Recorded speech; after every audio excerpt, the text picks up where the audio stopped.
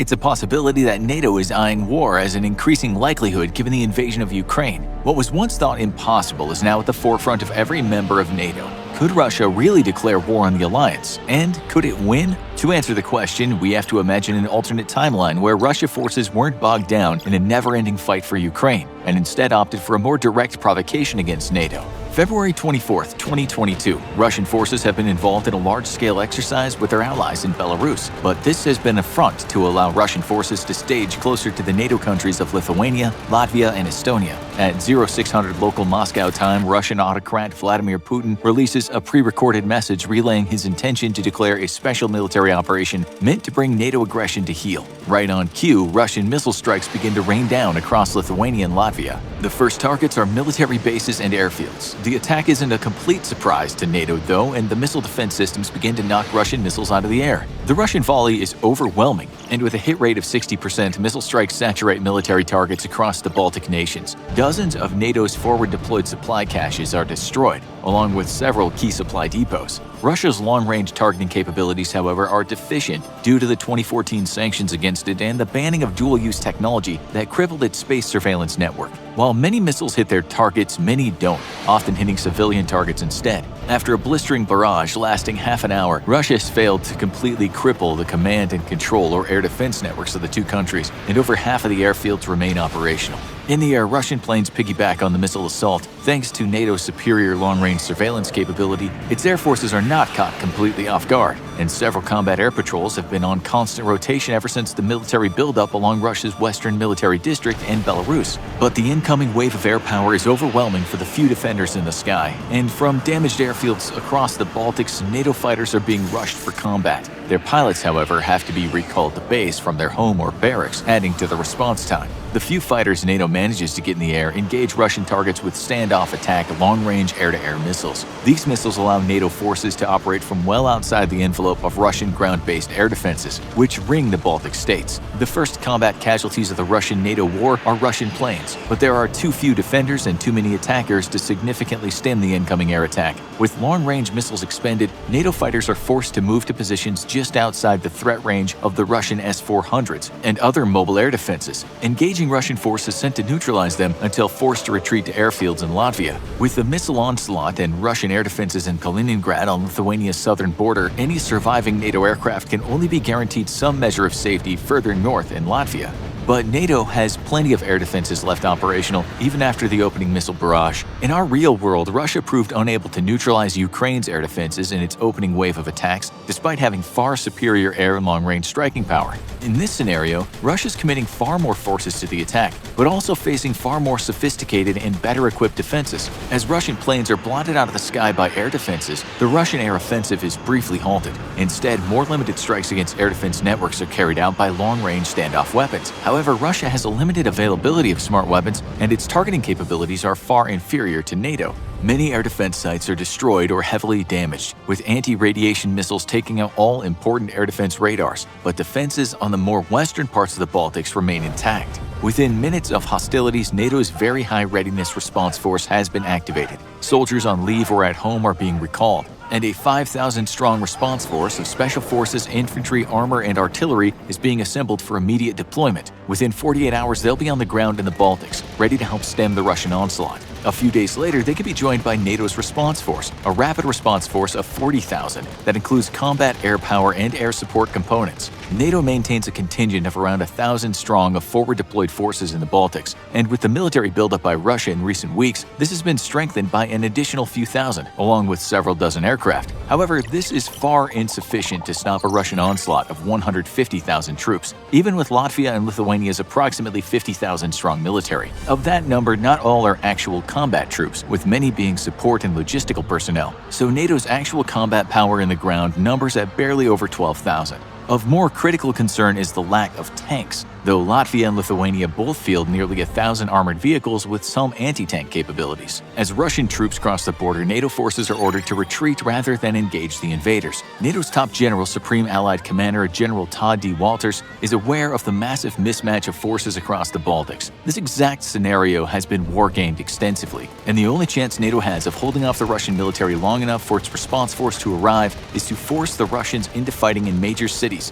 where the terrain favors the defender and Russia's overwhelming firepower can be largely neutered. However, it's always been accepted that it was strategically impossible to guarantee the security of the Baltic members of NATO, given that stationing enough troops to do so would have required massive commitments of forward-deployed soldiers from across the alliance, a costly proposition, and a hugely destabilizing move that would have guaranteed a conflict between Russia and NATO much sooner than this. NATO will fight as best it can to hold the Baltics open for as long as possible, but its main response force already has plans to launch a counterattack from Poland, planning for the fall of Latvia and Lithuania within the first few days of fighting. Already, Polish troops are digging in for an assault, either from Kaliningrad or Belarus, but such an assault won't be forthcoming. Russia's strategy to break NATO is to target the relatively undefended Baltic states, and then simply dig in. NATO will then have to decide if it wants to invoke Article 5 of the alliance's charter, stating that an attack on one is an attack on all, knowing that they'll be fighting an offensive war against an entrenched enemy in a conflict that could turn nuclear. Russia is betting that NATO's resolve is weak and it won't risk escalating the war. The assurance of mutual defense is a bedrock principle of NATO, and should it fail, the alliance could be splintered. The United States, Poland, and the United Kingdom are staunchly committed to invoking Article 5 in any case of hostilities, but other member nations might not be as committed to waging war for countries that many of them weren't happy about joining NATO anyway. Some of them, like Germany, have deep financial ties to Russia already, and an end to Russian energy for Germany will be economically catastrophic. Only the coming days will determine if NATO invokes Article 5 in full. But for now, what is sure is that even if Russia is facing just Poland, the UK, and the US, it's still facing a significantly powerful force. The US just has to get its firepower to Europe first, a process that will take weeks to fully mature. In our fictional scenario, though, the US hasn't been blind to Russia's buildup of forces along its western military district and in Belarus. In this scenario, an invasion of Ukraine was possible, but the buildup of forces and supply depots along the borders with the Baltic states tipped Russia's hand weeks ago. Still, the US has delayed in deploying the bulk of its firepower to Europe in hopes of not destabilizing the situation further. But that doesn't mean it hasn't taken steps to move a significant force to its bases in Germany. A large contingent of its air power has also been moved to bases in mainland Europe and the UK, and is now preparing for combat with the Russian Air Force. This has been a conflict the US Air Force has been waiting for a very long time. Its F-15 Fighting Eagle was designed to kill Soviet MiGs, but today it's more than capable of sweeping the skies clear of Russian fighters. The US's F-35 fleet isn't fully operational yet, but dozens of the advanced stealthy planes are ready for combat, and as the Russians will soon find out, are absolutely game-changing. NATO's strategy is simple. Draw the Russians into NATO territory and away from their logistics hubs inside Russia and Belarus. Logistics has always been the Russian military's weakest point, and in our real world, a lack of logistical support has severely affected the Russian military's ability to fight in Ukraine. This is because Russian forces are simply not capable by design of fighting major land offensives far from their own borders. This sounds strange, given that Russia's greatest potential conflict was a major land war in Europe, so it seems like it should be something that the Russian military would be prepared for. Yet, for all the focus on new hypersonic missiles, overwhelming amounts of artillery, thousands of tanks and APCs, etc., the Russian military has failed to learn the lesson it's been forcibly taught over and over again throughout history. A military can't fight without fuel, food, and ammo. Russian logistics focus on rail transportation with an incredible capability to move troops and equipment within their own borders quickly and efficiently. Russian internal logistics are probably some of the best in the world, and they even have an entire corps dedicated to railway transportation, its building, repairing, and maintenance. But Russian railways stop at the Soviet Union's old borders. That's because Russia uses a wider gauge railroad track than the rest of Europe, meaning that their plan to resupply forces via railroads stop at the Baltics in Ukraine. Adjustable carriages do exist, but engines cannot be made adjustable to fit both the Soviet rails and newer European rails. Thus, Russia would have to seize European engines to drive their railroad carriages into Europe proper. But NATO would never allow those engines to fall into the hands of the Russians for this exact reason. But whether delivering supplies to a railhead their trains can actually reach, or deeper into Europe with seized European engines, Russia still has a serious problem with logistics. Mainly, there aren't enough logistics personnel or equipment for the job of supplying all of its forces. Each Russian combined arms army is allotted a single material technical support brigade. Each material technical support brigade has 2 truck battalions with a total of 150 general cargo trucks, with 50 trailers and 260 specialized trucks per brigade. The further an army moves from the railhead, the less trips that its resupply trucks can undertake, increasing the total length of time for resupply. At the current number of trucks available, there are simply not enough trucks for the operation more than a few dozen miles from a railhead, and that's before taking into account losses due to enemy activity and equipment breakdown. Take, for instance, Russia's heavy use of rocket artillery. Each Russian army has approximately 56 to 90 multiple launch rocket systems, and resupplying a single launcher takes up the entire bed of a truck. So if the entire MLRS force fired just one volley, it would require up to 90 trucks solely for resupplying ammunition.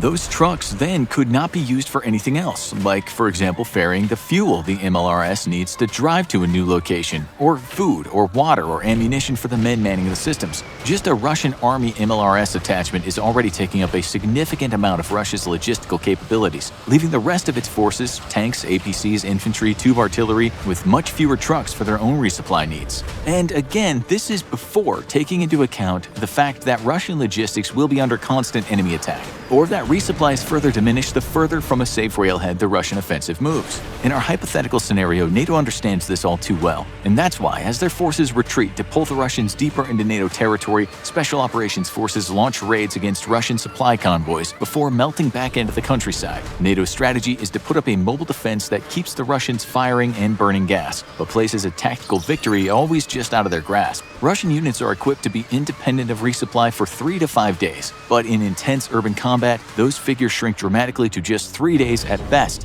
By the dawn of the 4th day of fighting, Russian forces are forced to cease their advance toward Riga, starved of ammunition, food, water, and fuel. In Lithuania, though, they have managed to capture Vilnius, though partisan fighters are making the Russians suffer in street-to-street fighting. With superior reconnaissance capabilities, NATO is able to pinpoint Russian air defenses and send Wild Weasel aircrafts on a mission to destroy them. Taking from the example of Russian performance in Ukraine today, these suppression of enemy air defense missions succeed with astounding success. For longer-range S-400 and older S-300 batteries, F-35s equipped with glide bombs are able to overwhelm their missile defenses and destroy them without the S-400 ever getting off a single shot. Loitering MiGs defending from air attack are likewise unable to pick off the F-35s until they get to within close range, which very few manage to do without getting blown out of the sky. However, the number of F-35s is limited, which is where their capability to network with non-stealthy 4th-generation planes comes into play. With their advanced data links, F-35s are able to guide target bombs and missiles fired by non-stealthy planes who can carry out attacks far outside the threat envelope of Russian defenses. The results are devastating, and though a dozen F-35s are lost in combat, Russian air defenses are savagely mauled. The greatest factor of NATO's success, however, is Russia's own incompetence. Our real-world invasion of Ukraine has proven that the modern Russian military is nowhere near the formidable beast that Europe has feared. In fact, they're barely capable of carrying out modern combat operations, and it's only their overwhelming numbers that are seeing them slowly defeat Ukraine's forces. On the tactical level, we've seen time and again as Russian tank commanders don't make use of dismounted infantry to protect the tanks from anti-tank kill teams, leading to numerous deadly ambushes by Ukrainian forces using NATO anti-tank missiles. We've also seen as Russian forces practice no discernible convoy security procedures, with their convoys often coming to a complete stop at crossroads and other danger crossings, and without deploying security elements on their flanks to delay an enemy attack and allow the convoy to push through. Even their ability to prevent friendly fire incidents through discipline and communications is under question, as more than once, Russian units have engaged in full-blown battles between each other, much to the observing Ukrainians' delight. Perhaps most baffling of all is the destruction of Russian air defenses inside a convoy by Ukrainian aircraft, even when at a complete stop for several hours. Their Russian crews never bothered to turn on their radar and scan for threats. The scenario has also repeated itself numerous times. Lastly, we've seen time and again how Russian forces fail to properly respond to Ukrainian ambushes. When caught in an ambush, the proper procedure is to either fight out of the ambush or assault through it. Instead, Russian forces are often seen scattering in a panic, while their comrades who stayed behind actually to assault the ambush are obliterated one by one. Forces outside of the ambush zone are commonly observed to either drive away in a panic or come to a complete stop and begin to back up. Instead, forces outside of an ambush should be deploying for a flanking assault on the ambushing enemy force, neutralizing the threat to their comrades stuck in the kill zone. All we've seen so far in Ukraine is indicative of one thing: the Russian military is largely poorly trained. But they're also operating equipment in various stages of disrepair. Some units enjoy more modern, well-maintained equipment and are appropriately deadly, but many others seem to be suffering from serious maintenance and modernity problems. Russian tanks, for instance, are being savaged by Ukrainian infantry armed with anti-tank missiles, not just because of poor tactics in their deployment, but also because they lack active protection systems such as Trophy, which an increasing number of U.S. combat vehicles are equipped with. They seem to also lack environmental sensors to help them pinpoint the source of the attack, leading to confusion and panic after an attack, only made worse by poor discipline, training, and ever-shrinking morale. Often vaunted for its electronic warfare capabilities, the Russian military has proven itself incapable of securing its own communications in its invasion of Ukraine. As it turns out, an astonishing number of Russian units operate on completely unsecured radios. This has allowed the Ukrainian military and even amateur radio operators to interfere with and jam Russian radios. Ukrainians have hopped onto Russian frequencies to insult their invaders, play the Ukrainian national anthem on repeat for days at a time, and even jammed the frequency with white noise, revealing messages or images when analyzed digitally.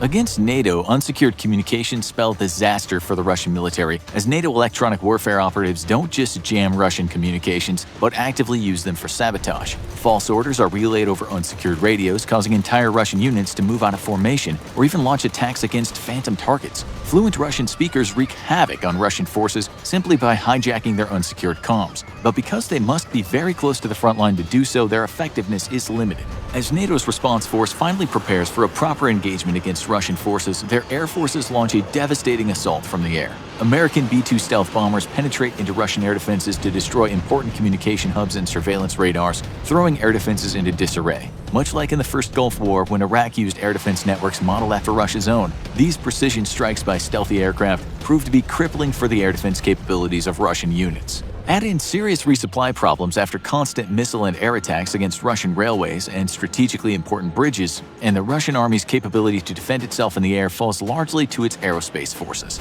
But here too, NATO has the advantage. Russian pilots struggle to keep a 120-hour flight time minimum per year, while NATO pilots regularly fly nearly twice as many hours to maintain their proficiency. Maintenance problems also affect the Russian aerospace forces. In our real world, we saw 2 Russian aircraft simply fall out of the sky on the first day of Ukrainian invasion due to maintenance issues, and across the broader Russian Air Force we can expect similar levels of unreadiness. But it's better avionics, sensors, and longer-range anti-air missiles coupled with a sprinkling of F-35s that prove decisive in the sky. In the largest air battle since World War II, NATO forces wrestle control of the skies over the front away from the Russians, resulting in dozens of casualties on both sides. This opens up the greater use of air support to attack Russian army formations, though. And here again, another of NATO's strengths over Russia comes into play. Very few Russian pilots have multi-role experience, while NATO pilots regularly fly both air superiority and airstrike missions. For a NATO plane, switching from shooting down MiGs to blowing up tanks is as simple as switching the plane's munitions. But Russian air forces must use dedicated aircraft and crews for each mission. The lack of flexibility hurts Russian forces badly in Ukraine, especially in the opening days of the war. And this is why historically Russia relies heavily on artillery for fire support, not aircraft. Logistic problems have starved Russian artillery of ammunition, though, and even when fully supplied, Russian artillery is not very flexible. Needing to always stay under an umbrella of ground-based fire support has also significantly slowed Russia's advance, while NATO forces can better exploit tactical opportunities thanks to their reliance on air power for fire support. Now NATO is on the offensive on the ground, not just in the air, and the final critical weakness of the Russian military is revealed. NATO attacks Russian formations across multiple fronts with smaller but much more maneuverable forces. This exploits an inherent weakness of the Russian battalion tactical group, which is its inability to coordinate fire support against attacks coming from multiple directions. A lack of maneuver forces held in reserve also limits the Russian BTG's ability to respond to various new fronts at the same time.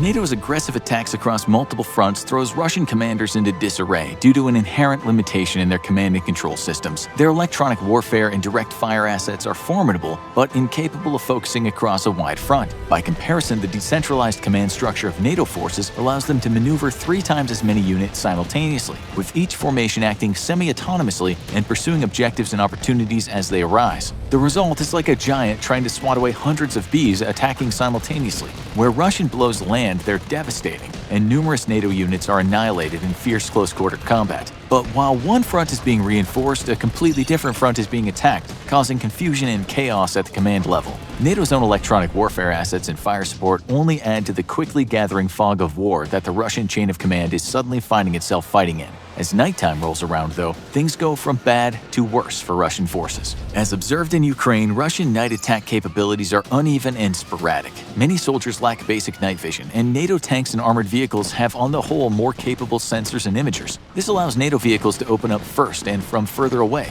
American Abrams Silver bullets prove particularly deadly versus Russian armor, just like they did against Russian tanks in the First Gulf War. T-72s make up the bulk of Russian armor, and while domestic models are better protected than export transport models provided to Iraq, the results are largely the same. T-90s fare better against NATO's more modern tanks, but there's simply too few of them and the front is too wide. The vaunted T-14, which was supposed to revolutionize tank warfare, never made it to full-scale production thanks to sanctions against Russia and its sputtering economy. The fight is not bloodless for NATO forces, though, and casualties quickly climb into the thousands after days of fierce fighting, with hundreds of armored vehicles lost on both sides. However, NATO operational superiority, high morale, better training, and largely more capable equipment proves to be decisive. Perhaps more than anything else, though, it's Russia's logistics that doom its military offensive into the Baltics. NATO forces have been savagely attacking Russian supply convoys, even at the cost of foregoing attacks against tank and artillery positions. NATO knows it's far more important to disrupt Russia's ability to resupply its forces than to actually destroy said forces. And now with Russian troops deep in the Baltics and far from their rail network, their supply difficulties increase exponentially with each truck lost. The Russian military has been pressing civilian trucks into service, but ongoing attacks against supply convoys and even the destruction of public roads makes resupply increasingly impossible. By a week of proper ground fighting between the two sides, Russian troops are surrendering en masse and abandoning their vehicles. We saw this in our real world in Ukraine, and continue to see it as Russia struggles to fix its logistics problems. Ukrainian forces have discovered entire convoys of Russian tanks and APCs abandoned due to a lack of fuel or food, their crews trying to hike back to friendly lines. Against a far more capable force such as NATO, these logistical problems become critical vulnerabilities that spell disaster for the Russian military. It's the same story across every facet of the Russian military that has proven to be, in the words of the retired American Major General Paul Eaton, unexpectedly incompetent and incapable of combined arms warfare. Stalin had a famous adage when asked about the West's technological superiority: quantity is a quality all its own. That might have been true back in his day, but today no amount of quantity can make up for the Russian military's complete lack of basic fundamentals. While a NATO-Russian war would be devastating for both sides, in a non-nuclear scenario, Russia has proven in its bungled invasion of Ukraine that it has no hope of victory against the obviously superior North Atlantic Treaty Organization. Now go watch what would happen if Russia invades Ukraine, or watch this other video instead.